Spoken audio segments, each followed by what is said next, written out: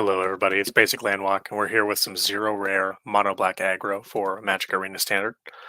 Now, mono black is a deck that has a lot of reputation in Magic as being a mythic tribal kind of scheme. No matter what you're doing, you're usually playing a bunch of rares in every slot. And I found that true in most formats. You'll end up playing a pile of mythics and rares, and I got to wondering if the deck is still viable in standard, specifically if we eliminate the mythics and stuff that make it tick, the Shieldrids and the premium, it's like Gix for the small creature decks, just the things that give it that extra overwhelming push. Our removal spells are a lot of the same. We do have some slightly less optimal options, but we'll go through those as we start. We are primarily a Gixian Infiltrator aggro deck. We're playing 4 of these to try to grow with some synergies, and that is the reason why I've elected to play Terramorphic Expanse as a 3 of in the mana base, and Dross Pits as a 1 of. We don't want our lands to come into play tapped all the time, but with this coming in on turn 4 or 5, and say we've already have an Infiltrator or 2 in play, we can just play a land and crack it, and that land being cracked will grow our board by 2 power. It's a pretty, I won't say free because the land does come into play tapped, but our curve is very low. See, our average mana value is at 2.5, so 2.4. That's where our average mana cost is. We're a 21 creature deck, so we actually have a lot of interaction in our deck, a lot of removal spells. And then we have some cuter things that I'm trying mostly just to see if it comes up. We have Case of Gorgon's Kiss. When this case enters the battlefield, destroy up to 1 target creature that was dealt damage this turn. I don't really ever plan on solving it, but if we do solve it, which is 3 creatures going to the graveyard in the same turn, the case will flip into a 4/4 Death Touch Lifelink, which is a pretty sizable body. And we're already playing enough little creatures that I think this is a easy toss in just to see if it comes up, and if it does come up, we get a very heavy hitter in the mid to late game. Corrupted Conviction is our choice of card draw. We're trying to sacrifice some of our easy creatures or spare artifacts, food tokens, or we have Mephitic Draught, Draft, however you want to say it. All this thing does is enters and dies, and when it does both of those things, it loses us a life and draws us a card. It's a pretty fair rate. But things like this and Mintstrosity that create a food token when they die are exactly the kinds of things that we want to be feeding to Corrupted Conviction to just keep the cards coming, keep our hands filled up. Cult Conscript is our threat of choice. It is a 1 mana 2/1, enters the battlefield tapped, but is recursive. On any turn, we can.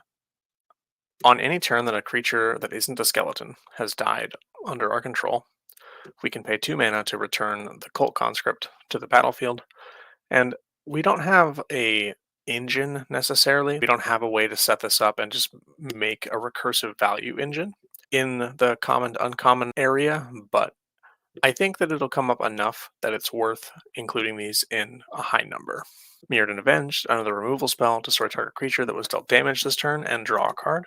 If we have to chump block or just throw away an attack, it might look silly, but maybe our opponent blocks. Mostly it's for chump blocking and removing big creatures, things that are protected by their size. The Dinosaurs deck that's running around has a big ward idiot that it's like Tyrannix Rex. That sounds right.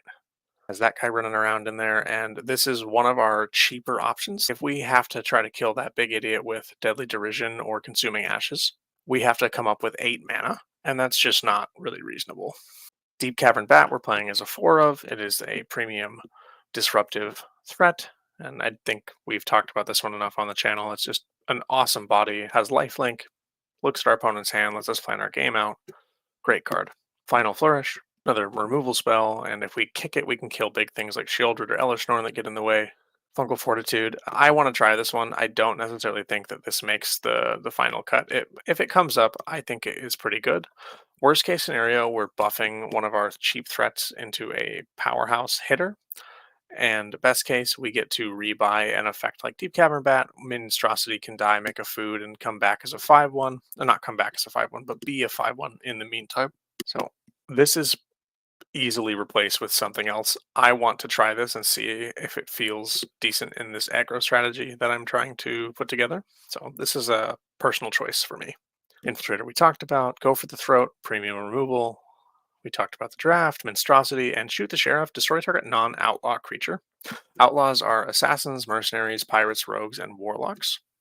So there's a few creatures that this doesn't hit, but the majority of the format and the creatures that are bigger than the things that we're doing are mostly going to be outside of those types, at least from what I've seen looking at some of the decks in the meta.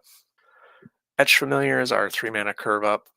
It's a 3/2 for 3. When it dies, each opponent loses 2 life, and we gain 2. Gives us some reach, gives us some sustainability. Really like this card just as a curve filler and has a pretty useful effect. We can sack it to any of our sacrifice effects and still get a little bit of value out of it dying. Boneyard Desecrator is our sacrifice engine. It isn't free and it's kind of expensive to keep recurring this, but we can generate a little bit of a loop with cult conscripts coming back. If we have something to sack, we can maybe buy this back for free. Is a 3/4, has menace, is a way to fix our mana if we need to sacrifice our own outlaws, which our own outlaws are. Make sure I'm leaving myself something to play here. No, I'm not. I am playing this as simply a sacrifice outlet. Gives us a way to sacrifice, gives us a way to turn on our sacrifice engines in the deck, even though they're not really overpowering. It's nice to have something that we can pay mana into and just trigger those sacrifice effects for the Infiltrator. I'm definitely not playing this card to the fullest extent that it could be. I'm not all in on the Outlaws. I'm trying to lean into the mono black threats and removal spell strategy that we see in the mythic version of mono black. So something to watch for, see if this comes up. I don't think we're ever going to make any treasures off of it, but we will be able to put counters on it, and we will be able to grow our Gixian Infiltrators with it, which is all we really need. Slimy Dual Leech, another curve filler. At the beginning of combat, we can increase the power of any of our smaller threats and give it Death Touch. Lets us punch through, keep swinging, and we might be able to put it on a Deep-Cavern Bat and get a little more life along the way. Has a big butt, gets in the way of aggro if we live that long. Our 4-mana removal spells. And because we're planning on playing a deck that has a lot of dying in it, we're playing Death Rattle Oni as a sweeper. If we have a big chump block turn or our opponent blocks a bunch of our stuff, we're able to flash this in, destroy the rest of the stuff that didn't die. So it's a 7-mana 5/4 with flash. Spell costs 2 less for each creature that died this turn. When Death Rattle Oni enters the battlefield, destroy all other creatures that were dealt damage. So we can throw our board into our opponent, and if they block, we can flash this in after damage and just kill any creature that got into combat at all. And I think that that has value when a lot of our creatures are 2/1s and 3/1s, and we're trying to just throw damage at the opponent. Having a 5/4 to stabilize the board after that board state is something that I think has value, but we'll see if that comes up in the matches. If you like the deck tech, don't forget to like and subscribe. See you in round 1. Let's play Magic. I just wanted to point out that I think Bitter Triumph is a wonderful card for this deck, maybe over Deadly Derision or Consuming Ashes. I think this would be a very easy swap out for those. The downsides is not going to hurt this deck as much, and we don't mind discarding cards like Cult Conscript. We're going to get those back. This came up as a suggestion in my blue-black control video, and I think that while it wouldn't be a very good fit in the blue-black control shell, this would be a wonderful card for this style of deck, like mono-black aggro. And as soon as I get uncommon wild cards, I would probably be making that change, cutting Consuming Ashes, Deadly Derisions for Bitter Triumph. Eventually, probably in some large number, if not all of them. I still like the effect of Deadly Derision making a treasure token because that feeds into our sacrifice synergies. But Bitter Triumph is a perfectly reasonable option and probably better than Consuming Ashes just at face value. I missed that in the deck tech and I wanted to explain why it wasn't in there because it probably looks weird that it's not. Thanks for that. Okay, on to the matches. Here we are in round 1. Looks like a reasonable hand. We have Cult Conscript on 1. Couple land drops. We need to hit our 3rd land drop before we're really doing anything, but we do have a little bit of removal and a 1-drop, so I think we're going to keep. It'll depend on what our opponent's on. We have a fairly aggressive start if we can hit our 3rd land drop on curve. Another removal spell to try to bridge us into that part of the mid game. Spirited Companion. Opponent's going to draw a card. We draw. We have flush removal spells, so I think we're just going to go ahead and kill this dog. and get in there for 2. Looks like our opponent's on green-white enchantments, some kind of Boggles-esque desk would be my first impression, but still learning the standard meta, so if you know what they're on with their plays, go ahead and feel free to let me know. Ooh, we're going to get our recursive threat exiled and miss our land drop. This does not look good for us. Opponent plays Tribute to the World Tree. Whenever a creature enters the battlefield under your control, draw a card if its power is 3 or greater. Otherwise, put 2 +1/+1 counters on it. That is terrifying. Enchantments are something that we have a hard time dealing with in the deck. That's something that we talked about in the deck tech, and here we are in round 1, just getting bodied by an enchantment deck, as is expected. Makes their land drop, and is in the tank, making decisions. I think missing our land drop 2 turns in a row is going to put us pretty far behind. We're going to get our Cold Conscript exiled again, takes our ossification. I don't actually mind this kind of play pattern. I do, oh man, deck's not being very kind. There are 12 cards into the deck, and I've seen 2 of our lands. Archangel Elspeth. This is going to create a 1/1 soldier. This is going to immediately make it into a 3/3. That's pretty neat synergy. I like what they're doing. Very cool. I'm going to go ahead and kill that. That's not an outlaw. We'll play another Cult Conscript. Mikiko's Reign of Truth turns into the Portrait of Mikiko. It's +1/+1 for each artifact and enchantment they control. It is an enchantment itself, so it's 4 right now. There's Generous Visitor. It's going to immediately become a 3/3. This card is really powerful. I don't think we're going to be able to hang with this deck. Opponent's firing on all cylinders. This deck's really cool. I'm good. We can go to the next one. Absolutely insane. I wanted to see opponent kind of pop off there, but that's enough for me.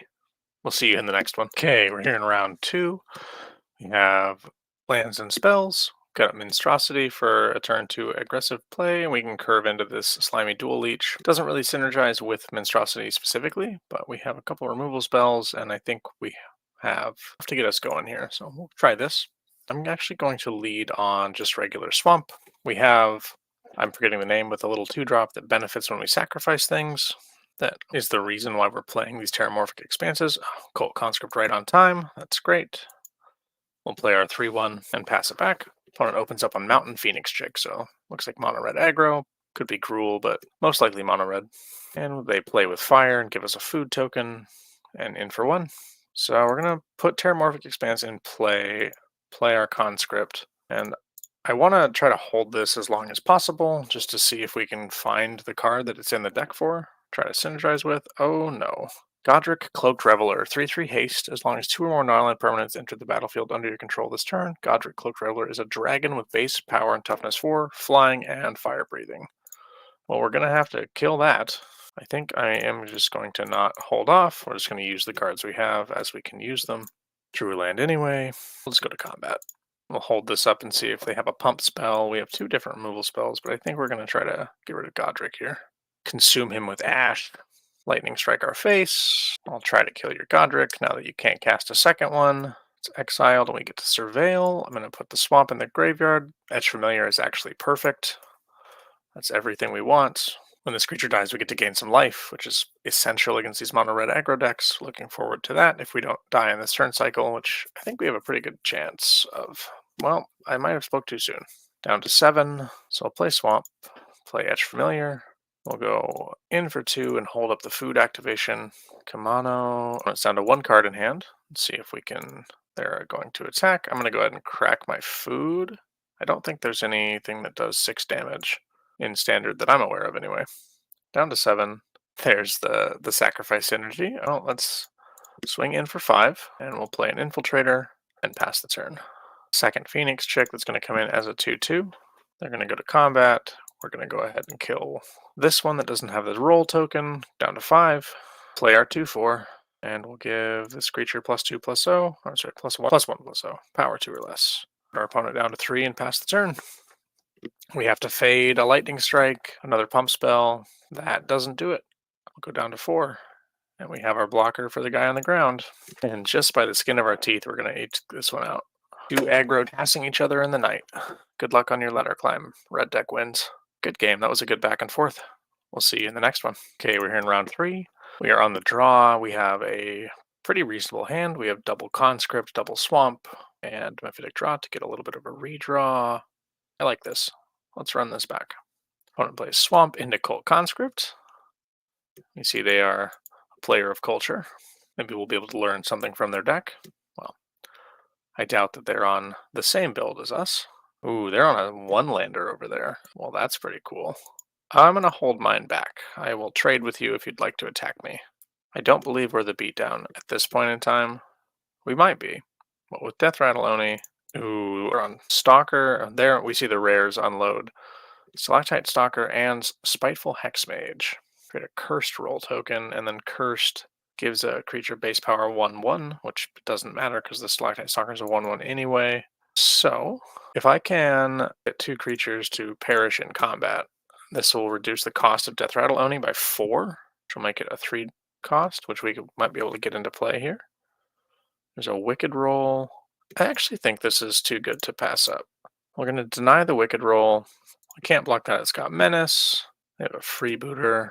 We get to play our Death Rattle Oni. Here's what we were talking about in the deck tag. Here's Gixian Infiltrator, Terramorphic Expanse. Let's go ahead and crack that. Put a counter on our Jit to swamp and swing for 5. We are the beatdown now with our 5/4. Warehouse Tabby has a pair. Our opponent has dead weight for our 3/2. Perhaps we are not the beatdown. There's a conscript. Let's go ahead and draw a card, lose a life, play a conscript, and I think we're just going to... I don't think we're going to end up out facing this opponent. They just are going very wide. Rattle Oni is very good to clean up a board state like this, but if they're able to rebuild with this kind of speed, it just doesn't end well for us. They can give this Death Touch. We're going to take 6, 7, 8, go down to 2. Just not a winning situation for us. Losing our Infiltrator while it was still a 2 toughness creature hurt quite a bit.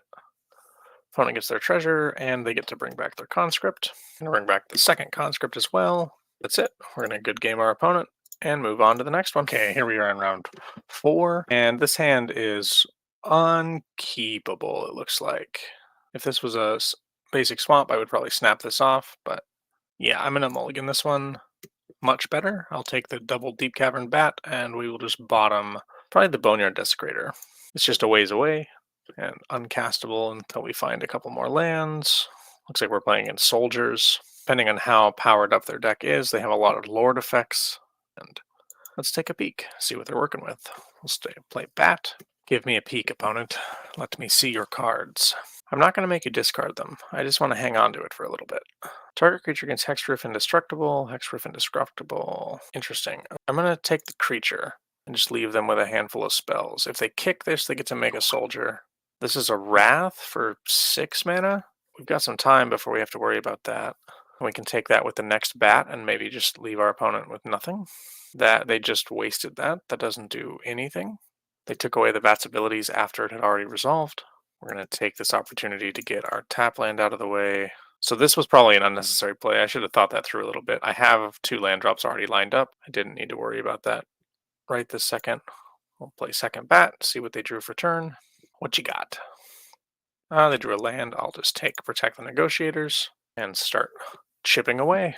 I think opponent might have thought they got their card back by removing the ability of the bat. There's a Sky Strike Officer, flying 2/3 when it attacks. They get to make a 1/1 colorless soldier artifact. They can tap 3 soldiers they control to draw a card. That would be a very good upgrade card if you were playing soldiers. So this is the interaction Final Flourish and the Draft. We're going to cast Mephitic Draught. So this card gives Hexproof and Indestructible. Until end of turn, Hexproof does beat us. I was thinking it was just Indestructible, but the Hexproof will ruin us. So we probably just have to hold back and see if we can maybe bait this, and then we'll have to cast this with a kicker. We need our opponent to either tap out or fall for some kind of trick that we're not going to give them. Go to our turn, play Swamp, go to combat, swing for 2. Cathar Commando, try to gain a couple of life here. They're probably just going to leave this in play as a beat stick. If they destroy this, we get a card and lose a life. We're probably just going to get... Why are we not attacking with the Commando or this soldier? They must be holding up a Convoke spell, if I had to guess. Oh, they're going to tap those 3 to draw cards. I see. They're trying to just dig a little deeper. Gotcha. I have to start... I don't have to do anything just this second. This is good. Infiltrator will get a benefit when we sack this. Land drop and get in with our 2 bats again. We're sustaining through the attacks from the officer, but our opponent beginning to draw a bunch of cards, it will eventually outmuscle what we're doing. Still trying to wait for an opportunity to give this -6, -6. But opponent just keeps making their land drops, and now they have this Anthem effect on a land. So if they do tap out for the Anthem effect, though, they're going to make that. We're going to go to blocks, block the 3/1, declare my blocks, see if they buff their board. Nope, I'm just going to use one of those to give it hexproof indestructible. That's fine. I really thought they were going to just use the Anthem here, but it would have still died, I suppose. Take our damage. That's one of these Lorenz escapes out of their hand. They are slowly getting wider and wider, though. We need to not draw more lands, deck. Oh my gosh. Well, we're not going to run out. That's 7, 8, 9 lands in the top 15 cards. Seems perfectly reasonable. Gain a couple life.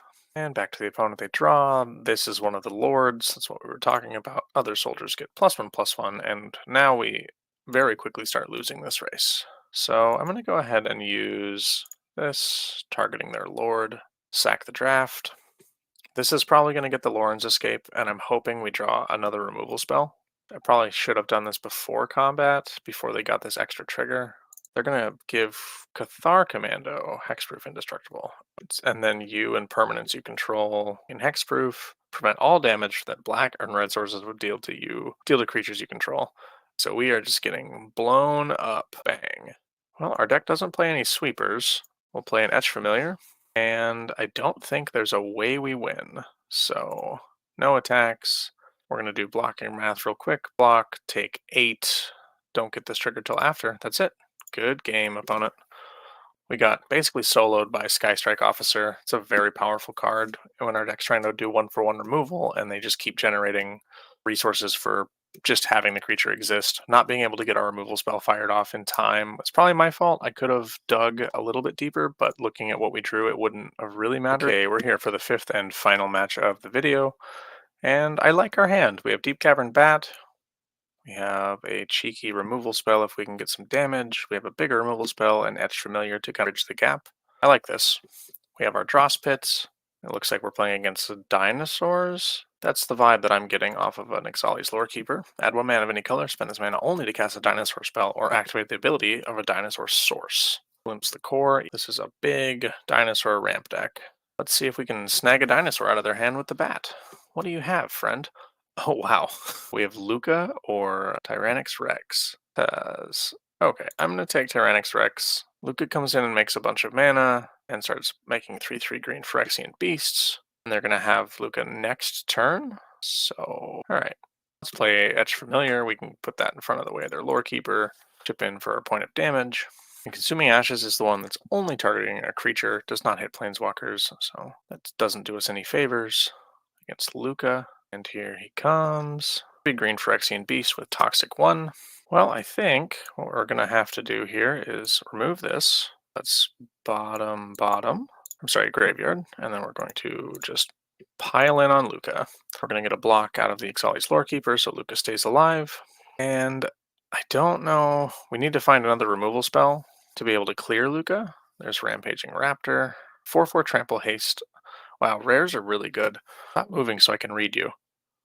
This is a 4/4 Trample Haste for 2 and a red. Rampaging Raptor gets +2/+0. When it deals combat damage to an opponent, it deals that much damage to target Planeswalker.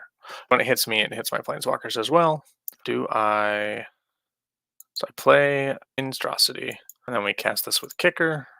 Target you, sack our Mintstrosity, because it leaves behind a food when it goes. And then we can get Luca out of here and poke our opponent for 1. Opponent draws Copperline Gorge and gets in for 4. They're going to funnel some mana into pumping, so they're going to get in for 6. Gross. Mintstrosity, and we'll go ahead and this is an instant. We'll just get in with everything we can. Pass the turn. We'll plan on using Mirrodin Avenged to get a trade off with this guy, with our little candy creature. I'm surprised this isn't a food horror, but 2/3 haste. When hits with Firstborn of Gisha, then there's a battlefield, you may pay 2. When you do target dinosaur control. Oh, nice. They're going to pay 2 and probably just our Deep-Cavern Bat. That makes sense. Get back their Tyrannix Rex. Absolutely terrifying. We'll block here. It's a bad block because of trample. So we'll go ahead and sack a food to try to mitigate some of that. Wait for damage. Go down to 8. So we replace the food, and we get to finish off Rampaging Raptor to end draw a card. It's a swamp. It says Ward 4, so we have 6 mana. We have exactly enough to kill Tyranics with our Go for the Throat. So I'll go ahead and not attack. Maybe make them think that I'm going to try to block this. I just made a bad trample block. They might think I don't know how it works. Here it comes. And we're just going to, well, let's wait for combat. See if we can get target Rex, pay the ward, and then trade with this little dinosaur here. Drain our opponent for 2 and gain 2 life. Play our 3/4 menace creature and pass the turn. They have a lot bigger, oh my god, Tali Primal Conqueror on the stack. When it enters the battlefield, each player exiles cards from the top of their library until they exile a non-land card. You may cast any number of spells from among the non-land cards exiled this way without paying their mana cost, and then Tali transforms for 10 mana. When they cast this, they get to cast spells from the top of both of our decks. We'll see what they hit. Looks like they hit a bat. Oh, come on. That's not very nice. They're going to take the removal spell. Yep, and then they hit Skullspore Nexus from their own deck, which is 2 mana tap, double target creature's power until end of turn. I see. Well, that's neat. And we drew Swamp. Let's go ahead and draw a card. And we drew another Swamp. We're going to good game our opponent. There's no way out of that one. That's a loss to Red-Green Dinosaurs for the final match of the league. I'll see you all for the wrap-up. Okay, here we are back with 0 rare mono black. And it looks like what we said in the deck tech is partially true. Mono black is a deck that relies on mythics and rares to get over the finish line and just has that punching power that comes on fast, early, and the strength of the removal spells that we have access to at common and uncommon are still generic and powerful, but our ability to actually hang with bigger creatures when we run out of cards, like we saw in the Dinosaurs matchup, Blue-White Soldiers, it only took 1 creature sticking around and a protection spell, and us not being able to remove it, and that 1 soldier ended up soloing us in that match. And that's just kind of power that we're missing by not playing with Shieldred and things like that. Let's see, I liked Sacrifice Lands. I don't understand we flooded 2 out of the 5 matches, and we're playing 22 lands. We have a very low curve. It felt like we were flooded a few more times than I would expect there.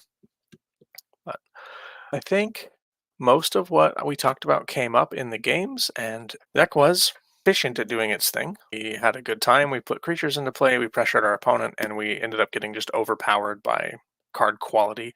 We talked about enchantments not being a thing that we handle very well in the beginning deck tech, and then immediately paired into green-white enchantments, and that was getting beaten up by a mythic and another rare. So just getting soloed by that kind of stuff is where I feel like we're going to end up most of the time without our own, at least in this archetype, in mono black specifically. I think the deck was a lot of fun. Fungal Fortitude never did come up. That was one that I was counting on as kind of a scam effect for some of our value engines, but we didn't really have a chance to get into those grindy games without just getting buried by soldiers or dinosaur deck there at the end. I like this as something fun to play with and maybe tune. I can't really think of what I would change that's in the same deck building restrictions of 0 rares at the moment. But if you have any ideas or any suggestions, feel free to drop them in the comments below. And I hope that you enjoyed the games that we played today. If you like these deck techs that I do and like the content, please like and subscribe, and I will see you all next time.